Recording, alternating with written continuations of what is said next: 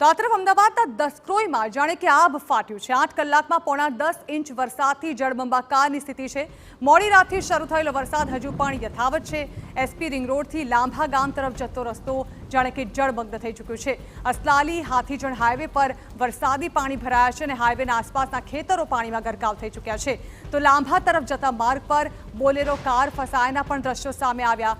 રસ્તા જળમગ્ન થઈ ગયા, જેને કારણે અનેક વાહનો ખોટકાયા હતા। હાઈવે પાસે આવેલા ટ્રક પાર્કિંગમાં કેડસમાં પાણી ભરાયેલા જોવા મળ્યા। તો આપ જોઈ રહ્યા છો તસવીરોમાં, આ રસ્તો છે કે પછી તળાવ, તે કડવું પણ મુશ્કેલ હોય તે પ્રકારની પરિસ્થિતિ હાલ ઠેર ઠેર જોવા મળી રહી છે।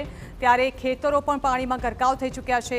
એમાંય ખાસ કરીને વાત કરવામાં આવે તો દસક્રોઈમાં જે પ્રકારે ભારે વરસાદને કારણે પરિસ્થિતિ પેદા થઈ છે, ન માત્ર લોકોને અવરજવરમાં મુશ્કેલી પડી રહી છે, પરંતુ વાહનો પણ જે છે તે પાણીમાં ગરકાવ થઈ રહ્યા છે। પાર્કિંગમાં પણ પાણી ભરાયેલા છે, હાઈવે પર પણ પાણી ભરાયેલા છે। અહીં કુલ 8 કલાકમાં પોણા 10 ઇંચ વરસાદ ખાબકી ચૂક્યો છે, જેને કારણે ચારે તરફ જળબંબાકારની પરિસ્થિતિ પેદા થઈ છે। અને અહીં વરસાદે વિરામ લીધા બાદ પણ જાણે કે પાણી ઓસરવાના નામ નથી લઈ રહ્યા। એસપી રિંગ રોડ 3 થી 4 ફૂટ પાણીમાં ગરકાવ થઈ ચૂક્યો છે, જેને કારણે અહીં વાહન ચાલકોને પસાર થવું પણ ખૂબ જ મુશ્કેલીરૂપ બન્યું છે। સાહેબ, આટલા વર્ષોથી કોઈ દિવસ આટલો વરસાદ પડ્યો નથી। આખી રાત ને દિવસ વરસાદ આવ્યો એટલે આ પાર્કિંગની અંદર પાણી ભરાઈ ગયું છે સાહેબ। અને ઘણા વર્ષથી અમારો આ ધંધો ચાલે છે, પણ આટલું પાણી કોઈ દિવસ જોયું નહોતું અહીંયા કે અમારા પાર્કિંગની અંદર આટલું પાણી ભરાય। પાછળ ખેતરો છે, જમીન છે, ખુલ્લા ખાડા છે, બધામાં ફૂલ પાણી છે, ફૂલ બધું ભરેલું છે। પાછળ ક્યાંય પાણી જવાનો રસ્તો જ નથી સાહેબ।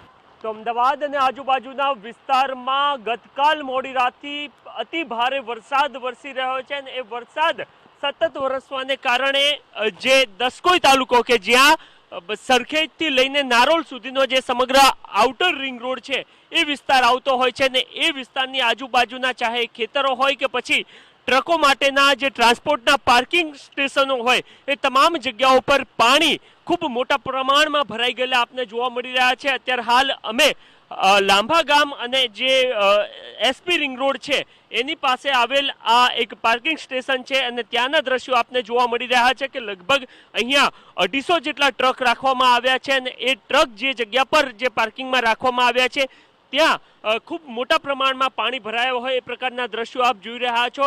જે અહીંયાના સંચાલકો છે એમની સાથે પણ વાતચીત થઈ હતી અને એમાં પણ તેઓ સ્પષ્ટ જણાવતા જોવા મળી રહ્યા છે કે આ પાર્કિંગમાં છેલ્લા અનેક વર્ષોથી છે, પરંતુ પ્રથમવાર એવું બન્યું છે કે જ્યાં પાર્કિંગ સુધી પાણી પહોંચ્યા હોય આ પ્રથમવાર છે। અને આ એટલા માટે પણ બન્યું છે કારણ કે ગતકાલ મોડી રાતથી લઈને અત્યાર સુધી લગભગ 9.5 ઇંચથી 10 ઇંચ જેટલો વરસાદ દસક્રોઈ તાલુકામાં વરસી ચૂક્યો છે અને એ અવિરત સતત વરસાદ વરસવાને કારણે હાઈવે અને એની આજુબાજુના ચાહે ખેતરો હોય કે પછી આ પ્રકારના પાર્કિંગ સ્ટેશનો હોય તમામ જગ્યાઓ પર પાણી જોવા મળી રહ્યું છે।